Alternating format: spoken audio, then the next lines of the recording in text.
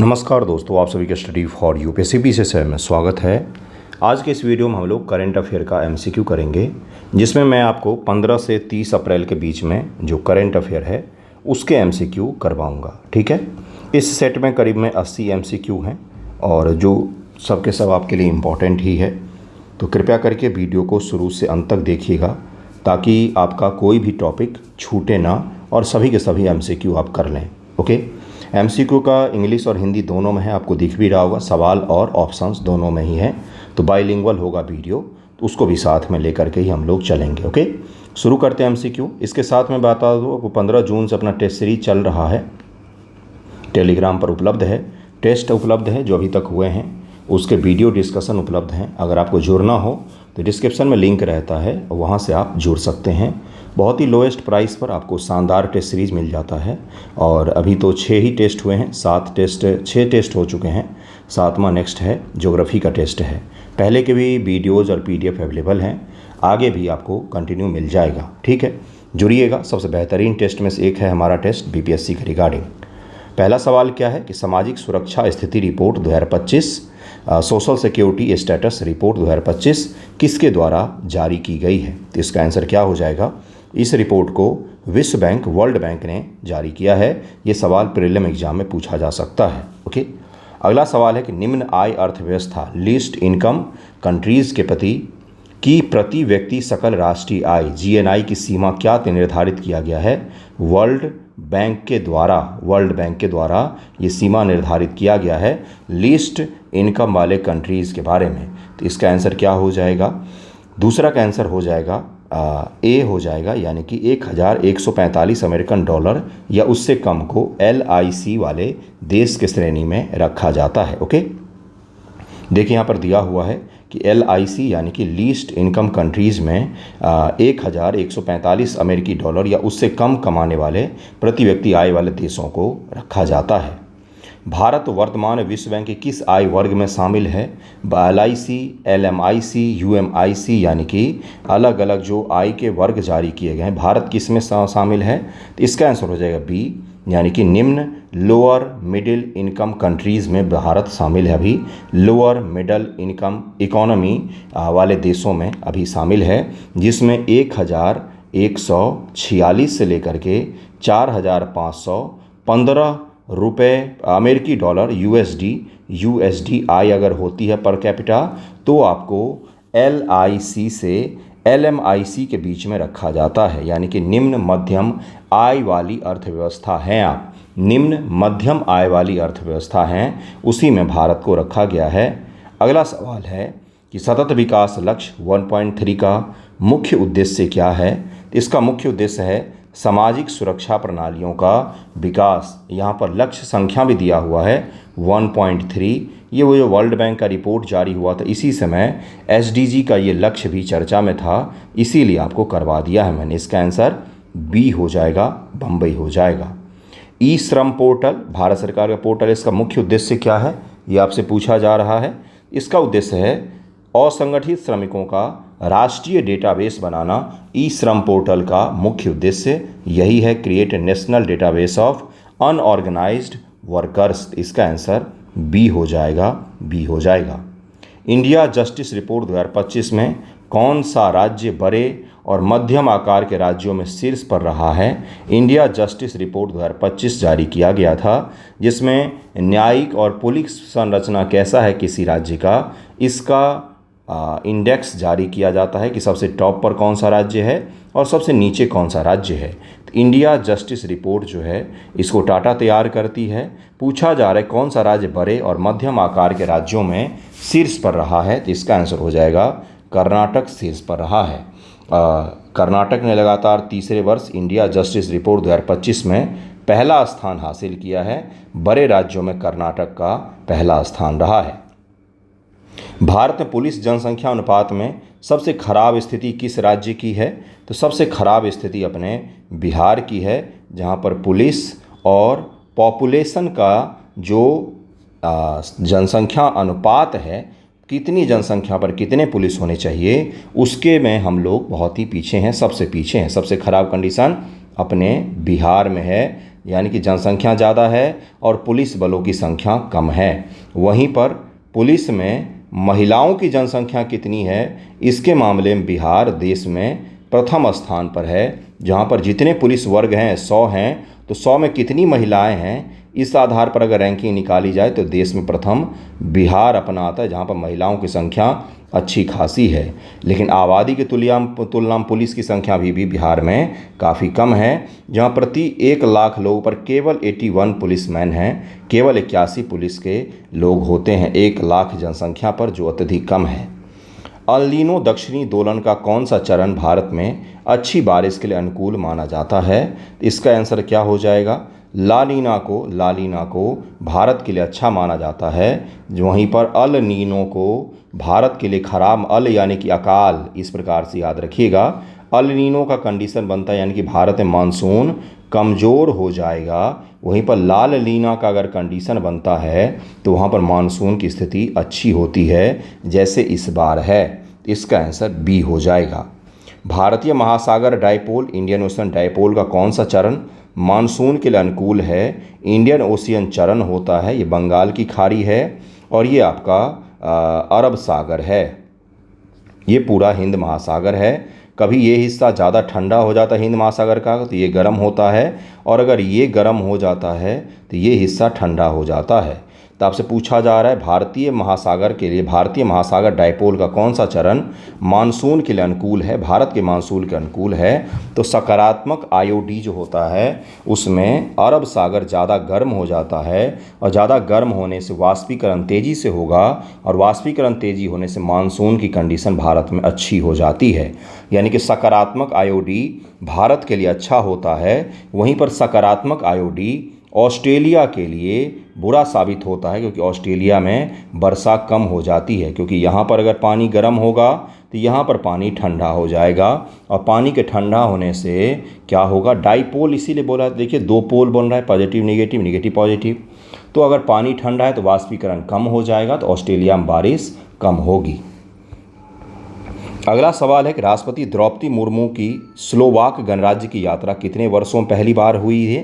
तो इसका आंसर हो जाएगा 29 वर्षों के पश्चात राष्ट्रपति जी ने स्लोवाक गणराज्य की यात्रा की है। 29 वर्षों के पश्चात से स्लोवाकिया में राष्ट्रपति द्रौपदी मुर्मू किस क्षेत्र में योगदान के लिए मानद डॉक्टरेट से सम्मानित किया गया है? हाल ही में किस देश में राष्ट्रपति जी को मानक डॉक्टरेट से सम्मानित किया गया है? तो स्लोवाकिया हो जाएगा। अगर इस प्रकार सवाल पूछा जाए तो सार्वजनिक सेवा और महिला सशक्तिकरण के कारण उनको सम्मानित किया गया है। भारत और स्लोवाकिया के बीच अंतरिक्ष सहयोग का उदाहरण कौन सा है? इस प्रकार के सवाल कठिनतम करंट अफेयर में आ जाएगा। एसके क्यूब उपग्रह PSLV एक्सेल पर प्रक्षेपण किया गया, एसके क्यूब, और इस उपग्रह का प्रक्षेपण किया गया है भारत के द्वारा। ये अंतरिक्ष सहयोग को दिखाता है। स्लोवाक गणराज्य की राजधानी कहाँ है? तो ब्रातिस्लावा जो है ये स्लोवाक गणराज्य है, उसकी राजधानी है। ये याद रहेगा, आपको प्रीलिम एग्जाम का क्वेश्चन बन सकता है ये।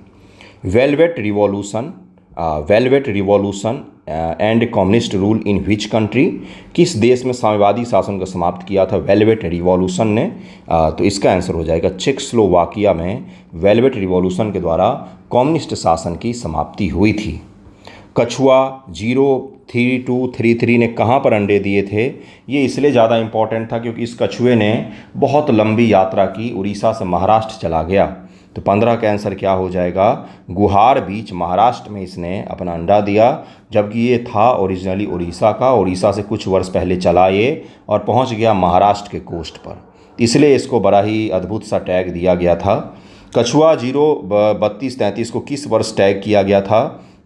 2021 में इसको टैग लगा दिया गया था, एक GPS टैग, जिसके ज़रिए कहाँ कहाँ यात्रा करता ये देखा गया, और टैग लगाया गया था उड़ीसा के तट पर, और ये चलते चलते पानी में चलते चलते महाराष्ट्र के तट पर जाकर के अपना अंडा दे रहा था, तो इसीलिए इसको पकड़ा गया था। 2021 में इसको टैग लगाया गया था। ऑलिव रिडले कछुओं की नेविगेशन क्षमता किस पर निर्भर करती है? तो चुंबकीय क्षेत्र और सूर्य की स्थिति, मैग्नेटिक फील्ड एंड सन के पोजीशन पर निर्भर करती है, और इसी चीज़ का अनुभव करते हुए इस कछुए ने इतनी लंबी यात्रा कर ली। इसका उत्तर बी हो जाएगा। गहिरमाथा को किस वर्ष रामसर साइट घोषित किया गया था? तो 1997 ईस्वी में उड़ीसा के गहीरमाथा को रामसर साइट घोषित किया गया था। यहाँ पर ऑलिव रिडले कछुए बड़ी संख्या में आते हैं। जस्टिस BR गवई को भारत के अगले मुख्य न्यायाधीश के रूप में कब नियुक्त किया गया है, सकता नहीं गया है, तो इनको किया गया है 13 मई 2025 को जस्टिस BR गवई को भारत के अगले मुख्य न्यायाधीश के रूप में नियुक्ति की गई है राष्ट्रपति महोदय के द्वारा। जस्टिस गवई का मुख्य न्यायाधीश के रूप में कार्यकाल कब तक होगा बंधुओं? मान लीजिए इस प्रकार का सबसे वाहियात सवाल अगर पूछा जाता है तो उसकी भी हम लोग तैयारी कर लेंगे। तो ये हो जाएगा 13 मई 2025 से 23 नवंबर 2025 तक वो पद पर रहेंगे, बहुत ही छोटे समय के लिए अपने पद पर रहेंगे। इसका उत्तर ए हो जाएगा। टाइप 5 डायबिटीज़ का मुख्य कारण क्या होता है? What is the main cause of type 5 diabetes? बहुत ज़्यादा न्यूज में रहा था ये, भारत में इसकी संख्या बढ़ रही है। इससे संबंधित रिपोर्ट भी आए थे, गवर्नमेंट के भी रिपोर्ट आए थे और वैश्विक रिपोर्ट भी आए थे, जिसके कारण से मैंने सवाल उस समय करवाया था आपको न्यूज़पेपर में और अभी सवाल करवा रहा हूँ उसका। तो इसका कारण होता है माल न्यूट्रिशन एंड न्यूट्रिएंट्स डिफिशियंसी, यानी कि पोषण की कमी और कुपोषण ही इसका सबसे बड़ा कारण होता है। इसका उत्तर बी हो जाएगा। टाइप 5 डायबिटीज़ को सबसे पहले कब पहचाना गया? इसका आंसर हो जाएगा 1985 में पहचाना गया। इसका उत्तर बी हो जाएगा। 1985 ईस्वी में इसको पहचाना गया है। गहीरमाथा किस प्रजाति का सबसे बड़ा घोंसला स्थल है? तो ऑलिव रिडले जो कछुए होते हैं इनका सबसे बड़ा घोंसला स्थल है। यहीं पर आकर के वो अपने अंडों को त्यागते हैं और अंडों को यहाँ पर बड़ा करते हैं, उसके पश्चात से समुद्र में चले जाते हैं। तो गहीरमाथा जो है ऑलिव रिडले टर्टल का सबसे बड़ा निवास स्थान में से एक माना जाता है। जब ये बीच पर आते हैं कछुए तो उड़ीसा के गवर्नमेंट के द्वारा यहाँ पर पुलिस बलों की तैनाती की जाती है और घेर करके बंद कर दिया जाता है। सामान्य लोगों के प्रवेश की अनुमति यहाँ पर भी बिल्कुल भी नहीं होती है। वक्फ अधिनियम का प्रथम अधिनियम कब पारित हुआ है और इसे कब कब संशोधित किया गया?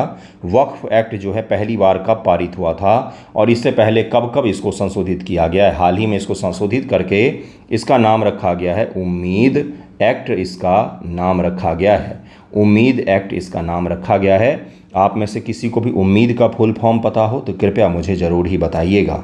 इसका आंसर हो जाएगा ए। 1923 में, 1935, 1954, 1984, 1995 में इसका संशोधन किया गया था, लाया गया था 1923 ईस्वी में इसको। ओके, अगला सवाल है कि वक्फ बाय यूजर का क्या अर्थ है? वक्फ बाय यूजर का क्या अर्थ है? What is the meaning of Waqf by user? ये शब्द चर्चा में रहा है, इसीलिए मैंने आपसे पूछा है। इसका उत्तर हो जाएगा संपत्ति का उपयोग विशेष उद्देश्य के लिए और पंजीकरण के बिना भी वैध होगा। Property used for a specific person and valid even without registration. यही प्रावधान था वक्फ एक्ट में, जिसको लेकर बहुत ज़्यादा विवाद हुआ। यही होता है वक्फ बाय यूजर का अर्थ, यही होता है। अगला सवाल है कि नामसाई अरुणाचल प्रदेश में आयोजित बौद्ध सम्मेलन का आयोजन कब हुआ है? नामसाई अरुणाचल प्रदेश में बहुत बड़ा बौद्ध सम्मेलन हुआ है। इसका आयोजन कब किया गया है? तो 21-22 अप्रैल 2025 को इसका आयोजन अरुणाचल प्रदेश में किया गया है। ये भी आपको याद रखना है। अंतर्राष्ट्रीय बिग कैट अलायंस, अंतर्राष्ट्रीय बिग कैट गठबंधन का मुख्यालय कहाँ पर है? Headquarter of international big cat alliance established कहाँ पर है? मुंबई, दिल्ली, बेंगलुरु, कोलकाता। इसका उत्तर हो जाएगा ये दिल्ली में स्थापित है और भारत में बनने वाला दूसरा अंतर्राष्ट्रीय संगठन का मुख्यालय है। इससे पहले इंटरनेशनल सोलर अलायंस का मुख्यालय गुरुग्राम में बनाया गया और दूसरा IBSA का इंटरनेशनल बिग कैट अलायंस का बिग कैट अलायंस का IBCA का मुख्यालय दिल्ली में बनाया गया है। अगला सवाल है IBCA का गठन कब हुआ और यह कब प्रभावी हुआ है? इस प्रकार का सवाल अगर एग्जामिनेशन में आ जाए तो कहाँ भागेंगे? इसका आंसर क्या हो जाएगा? अप्रैल 2023 फरवरी 2024 में ये प्रभावी हो गया है। अप्रैल 2023 में इसकी स्थापना हुई थी और फरवरी 2024 से ये प्रभावी हो गया है। व्हीकल टू ग्रिड तकनीक का क्या कार्य है? What is the function of vehicle to grid technology? इसका आंसर हो जाएगा बी। इलेक्ट्रिक व्हीकल बैटरी को ऊर्जा भंडारण के रूप में उपयोग कर ग्रिड में ऊर्जा के रूप में भेजना, यही इसका पर्पस है, यही इस तकनीक का कार्य माना जाता है। अगला सवाल है कि फ्लू गैस डिसल्फराइजेशन FGD का मुख्य उद्देश्य क्या है? What is the main objective of flue gas desulphurisation. Desulphurisation यानी कि सल्फर को कम किया जा रहा है। इसका आंसर क्या हो जाएगा? सल्फर डाइऑक्साइड SO3 उत्सर्जन कम करना डीसल्फराइजेशन नाम में लगा हुआ है, तो इसका अर्थ यही हो जाएगा।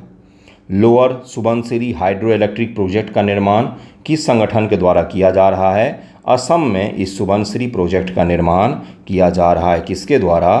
तो national hydro electric power corporation, national hydro electric power corporation NHPC के द्वारा ये काम किया जा रहा है।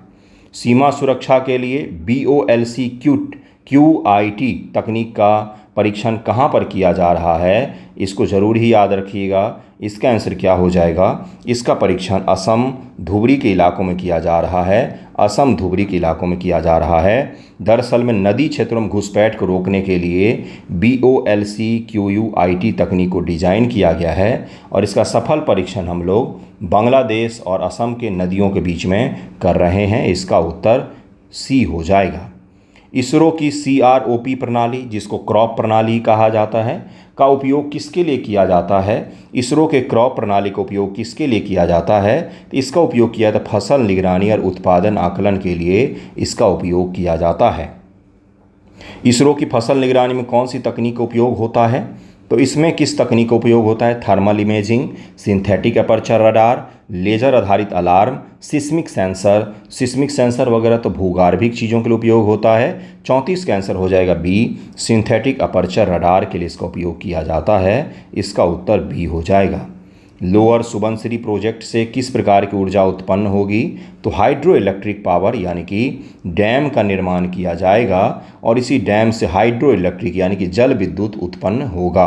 तो लोअर सुबनसिरी प्रोजेक्ट किस चीज़ का है? सुबनसिरी नदी ही है, उसी पर यह प्रोजेक्ट बनाया गया है। याद जरूर रखिएगा। तो नदी पर बना है तो हाइड्रो इलेक्ट्रिक प्रोजेक्ट ही होगा। इसरो की फसल निगरानी प्रणाली का संचालन कौन सा केंद्र करता है? तो नेशनल रिमोट सेंसिंग सेंसर जो है उसी के द्वारा इसका संचालन किया जाता है। वेटिकन सिटी के बारे में कौन सा कथन गलत है यहाँ पर?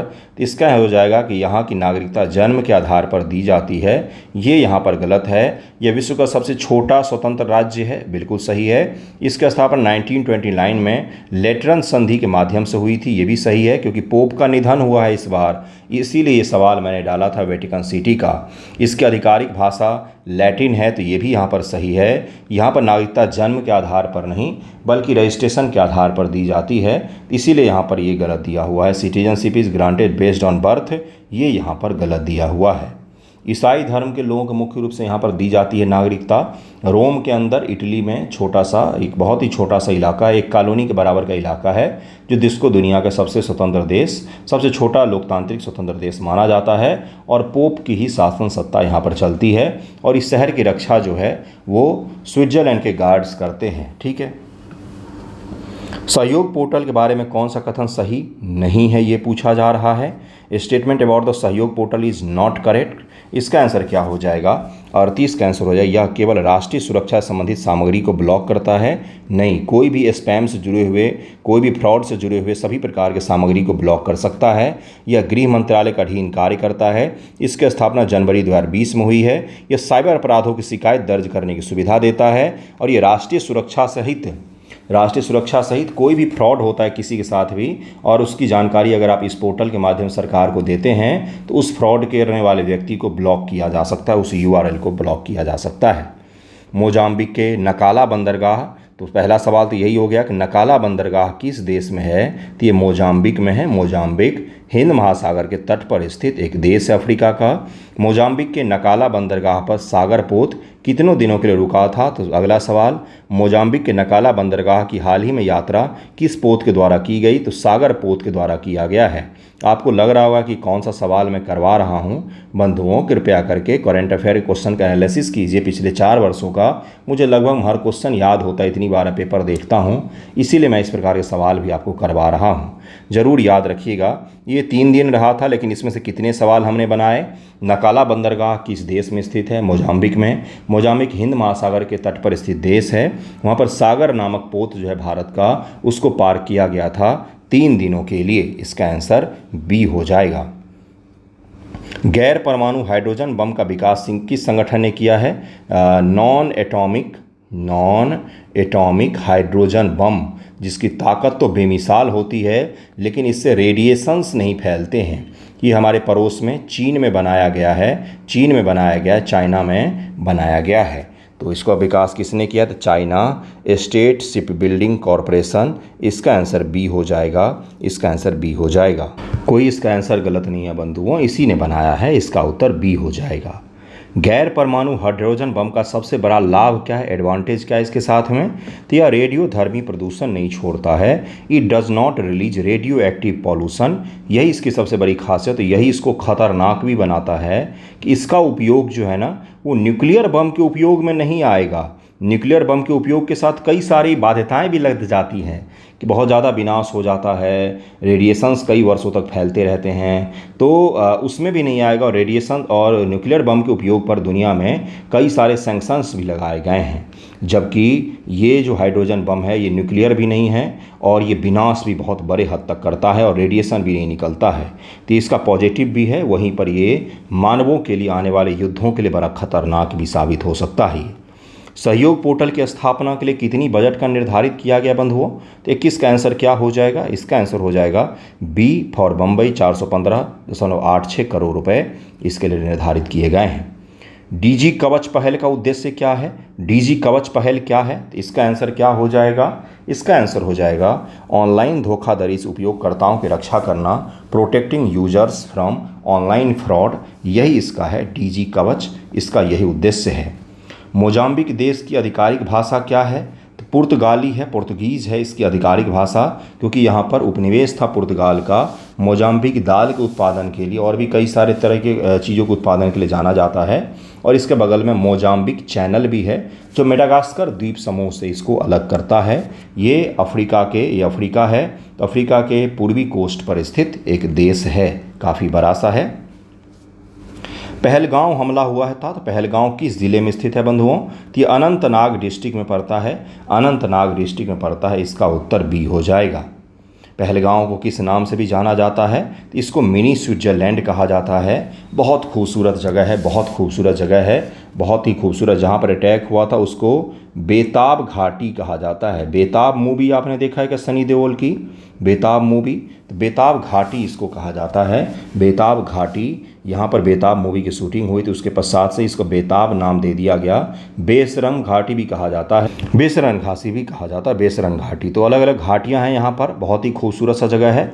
लिद्दर नदी की उत्पत्ति कहाँ से होती है? वो भी पहलगांव के बगल से ही बहती है नदी, लिद्दर नदी। तो इसका आंसर हो जाएगा शेषनाग झील और कोलाई होई ग्लेशियर से उत्पन्न होती है। लिद्दर नदी की दो धाराएं हैं, पूर्वी लिद्दर शेषनाग झील से और पश्चिमी लिद्दर कोलाई होई ग्लेशियर से निकलती है। पीडीएफ चाहिए हो तो यूट्यूब ज्वाइन कर लीजिएगा 199 से, तो आपको पीडीएफ मिल जाएगा। इसका आंसर ए हो जाएगा।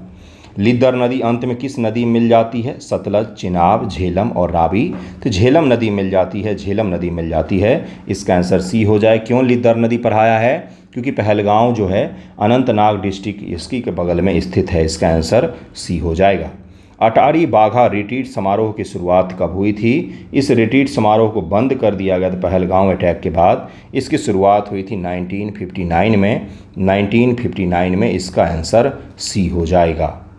पहलगांव में पर्यटकों के लिए कौन सी गतिविधि लोकप्रिय है? तो दरअसल वहाँ पर स्कीइंग के लिए लोग जाते हैं बर्फ़ों पर। बहुत ही खूबसूरत सा जगह है, मुख्य रूप से इसी के लिए जाते हैं। लेकिन अगर किसी और मौसम में, जैसे अभी का जो मौसम था, तो अभी के मौसम बर्फ़ नहीं रहते हैं, तो अद्भुत सा सुंदर सा घाटी के दर्शन करने के लिए लोग जाते हैं, घाटी के दर्शन के लिए जाते हैं। इसका उत्तर ए हो जाएगा। अभी तो कोई नहीं जा रहे हैं, अपने ही पर्यटन बिल्कुल तबाह हो गया उस दौरान, उसके पश्चात से उबर ही नहीं पा रहे वहाँ के लोग, उबर ही नहीं पा रहा है पर्यटन। कोई भी पर्यटक तब जाएगा जब उसको जान माल की सुरक्षा होगी भाई, सीधी सी बात है। पर्यटक जो घूमने जाते हैं वो एडवेंचर करने, जान को लेकर के नहीं जाते हैं, वो एंजॉय करने जाते हैं। अगर वहीं पर उनको खतरा महसूस होगा तो कभी नहीं जाएंगे वो। वैश्विक महामारी संधि का प्रस्ताव कब किया गया था? When was the global pandemic treaty proposed? तो प्रपोज पूछा जा रहा है, प्रस्ताव कब दिया गया था? इसका उत्तर हो जाएगा बी, मई 2021 में इसका प्रस्ताव दिया गया था, मई 2021 में दिया गया था। लेकिन फिलहाल में इसको लेकर बैठक भी हुई थी, ये पारित नहीं हो पाया है। विश्व स्वास्थ्य सभा, when was the World Health assembly established? तो इसका आंसर हो जाएगा 1948, बी इसका आंसर हो जाएगा। विश्व स्वास्थ्य सभा का मुख्यालय कहाँ पर है? Where is the headquarter of the World Health Assembly? New York America, Geneva Switzerland, Paris France, London Britain. इसका आंसर क्या हो जाएगा? बी हो जाएगा, जिनेवा स्विट्जरलैंड में है। मैंने आपको हमेशा एक चीज़ बताया है कि जब भी आपको हेडक्वार्टर वाला सवाल नहीं आता हो और मान लीजिए आपको आंसर गेस करने की परिस्थिति पड़ जाए, तुक्का लगाने की परिस्थिति पड़ जाए, तो स्विट्जरलैंड अगर ऑप्शन में है तो सबसे ज़्यादा सूटेबल आंसर स्विट्जरलैंड ही होता है, यूएन को छोड़ करके। यूएन का अधिकांश जो है वो अमेरिका में है, बाकी मैक्सिमम जो है वो यहाँ पर स्विट्जरलैंड में बनाए गए हैं। क्यों बनाया गया? कि स्विट्जरलैंड दुनिया का सबसे तटस्थ देश है, सबसे अलग थलग देश है, इसको किसी से कोई मतलब नहीं रहता। इसके चारों तरफ दो दो वर्ल्ड वॉर लड़े गए, लेकिन इसको कोई फ़र्क नहीं पड़ा, अपना बीच में चैन से बैठा हुआ था ये। ठीक है, ये तो यूएन का मेंबर भी नहीं था। यूएन का मेंबर भी बहुत बाद बना है, 2002 या 3 के आसपास बना है शायद, आपको कई बार बताया ही मैंने। The machines can see summit कहाँ आयोजित हुआ है? Where was the machine can see summit be held? तो ये कहाँ पर हुआ है? कि दुबई में आयोजित किया गया था, दुबई में, कि मशीनें देख सकती हैं, इस प्रकार के समिट का नाम था। ये कहाँ पर हुआ है? तो दुबई में हुआ है। UNOC3 का थीम क्या है? तो इसका थीम क्या था? इस बार का थीम था accelerating action and mobilising all actors to conserve and sustainably use the ocean. Ocean को लेकर के सम्मेलन हुआ था इस बार, और इस बार का थीम था क्या था? तो accelerating action and mobilising all actors to conserve and sustainable use the ocean, इस बार का थीम था। भारत की तटरेखा की लंबाई कितनी है? तो इसका आंसर हो जाएगा सी, 7,517 किलोमीटर। भारत सरकार ने एक संशोधन भी किया है, जिसके बाद कहीं कहीं पर 10,000 किलोमीटर से ज़्यादा दिखाया जा रहा है, क्योंकि अंडमान निकोबार और लक्षद्वीप के तटों की लंबाई को भी शायद जोड़ा है भारत सरकार ने। इसका अपडेटेड डेटा एक बार प्लीज़ देख लीजिएगा आप लोग, ये उस समय का डेटा पर आधारित सवाल है। पिछले ही महीने भारत सरकार ने इस पर संशोधित भी किया है। हर साल समुद्र में कितना प्लास्टिक पहुंचता है? एक बस आंकड़ा वाला सवाल डाल दिया है मैंने। तो 80 लाख टन के करीब हर साल समुद्र में प्लास्टिक पहुंचता है। यूएन का ये यूएन क्लॉज जो था ना, अभी पढ़ाया आपको, तो वो यूएन का समुद्र को लेकर के समिट होता है, उसी में ये सब डेटा निकल करके आते हैं। उसका थीम अभी आपको पढ़ाया है मैंने। पृथ्वी दिवस 2025 का थीम क्या था? What is the theme of earth day 2025? Planet versus plastic इस बार का थीम था। इसका उत्तर सी हो जाएगा। पृथ्वी दिवस की शुरुआत कब हुई थी बंधुओं? तो 1970 ईस्वी में पृथ्वी दिवस की शुरुआत हुई थी। इसका उत्तर सी हो जाएगा। भारत में ग्रीन हाउस गैस उत्सर्जन का मुख्य स्रोत क्या है? तो ऊर्जा और कृषि, यानी कि एनर्जी और जो एग्रीकल्चर सेक्टर है, वहाँ से ग्रीन हाउस गैस का उत्सर्जन सर्वाधिक होता है भारत में। 61 नंबर सवाल पर हम लोग आ गए हैं। अगर लाइक करना हो वीडियो को तो कर दीजिएगा, पसंद आ रहा हो तो 2-4 अपने भाई बंधुओं में, पढ़ने लिखने वाले बच्चों में शेयर कर दीजिएगा। अपना एकमात्र ऐसा चैनल है ना बीपीएससी का, आप एक कोई फालतू वीडियो नहीं ढूंढ सकते इस चैनल पर कि पल पल का अपडेट की बीपीएससी ने ये कह दिया है, वो हो गया है तो ये हो गया है। नो कंट्रोवर्सी, कुछ भी नहीं, व्यूज़ के पीछे नहीं भागना। कंटेंट, अच्छा कंटेंट दीजिए, अच्छे बच्चे जुड़ते हैं आपसे। तो कंटेंट अगर पसंद आता है तो आपको प्रमोट भी करना चाहिए। शेयर कर दीजिएगा वीडियो को कहीं पर भी, जहाँ पर भी संभव हो, पढ़ने लिखने वाले बच्चे हों। लाइक करके कुछ फीडबैक देना हो तो वो भी दे सकते हैं। डिजिटल दुनिया है, लाइक शेयर सब्सक्राइब ही आजकल होता है, तो कर सकते हैं। बाकी चलिए आगे का सवाल देखते हैं। के कस्तूरी रंगन जी बहुत बड़े भारत के वैज्ञानिक हुए हैं, उनका निधन हो गया। बहुत बड़ा इन्होंने देश के नीति निर्माण में भी भूमिका निभाई है, एजुकेशन पॉलिसी में भी समिति में ये मेंबर थे। के कस्तूरी रंगन जी का निधन हो गया, तो उनके बारे में सवाल पूछा गया कब हुआ है उनका निधन? तो 19 अप्रैल 2025 ईस्वी को उनका निधन हो गया। ज़रूर ही ध्यान रखिएगा। के कस्तूरी रंगन समिति वेस्टर्न घाट का कंजर्वेशन कैसे किया जाए, संरक्षण कैसे किया जाए, इसको लेकर भी गठित किया गया था। के कस्तूरी रंगन के किस मसौदे को तैयार करने में महत्वपूर्ण भूमिका निभाई थी? तो राष्ट्रीय शिक्षा नीति 2020, NEP न्यू एजुकेशन पॉलिसी 2020 के लिए जो समिति बनी थी उसको हेड कर रहे थे ये। UNOC3 के आयोजक कौन है? तो इसका आंसर क्या हो जाएगा? इस बार का आयोजक थे फ्रांस और कोस्टारिका। फ्रांस और कोस्टारिका आयोजक थे। वेरी वेरी वेरी इंपॉर्टेंट, पूछ लेगा तो 10 में से 7 बच्चे गलत करके आएंगे। ग्रीन हाउस गैस उत्सर्जन तीव्रता लक्ष्य नियम 2025 को किस मंत्रालय ने अधिसूचित किया है? ग्रीन हाउस का कितना उत्सर्जन करना है, कितना नहीं, इस लक्ष्य को पर्यावरण, वन और जलवायु परिवर्तन ने इस लक्ष्य को निर्धारित किया है। आप दो ऑप्शन में हमेशा कंफ्यूज होंगे, पर्यावरण मंत्रालय और ऊर्जा मंत्रालय, तो इसका उत्तर बी हो जाएगा। कार्बन क्रेडिट ट्रेडिंग स्कीम कब शुरू की गई थी? तो 2023 में इसको शुरू किया गया है। इमिशन इंटेंसिटी का क्या अर्थ है? तो 66 का आंसर हो जाएगा बी। प्रति उत्पाद या सेवा के उत्सर्जन की मात्रा, इसका उत्तर बी हो जाएगा। कार्बन डाइऑक्साइड की कुल ग्रीन हाउस गैस उत्सर्जन का कितना % है? तो कार्बन डाइऑक्साइड 80.53% है, इसका उत्तर बी हो जाएगा। भारत का 2070 तक का जलवायु लक्ष्य क्या है? तो नेट जीरो उत्सर्जन को प्राप्त करना। 2021 में ग्लासगो समिट कहाँ पर?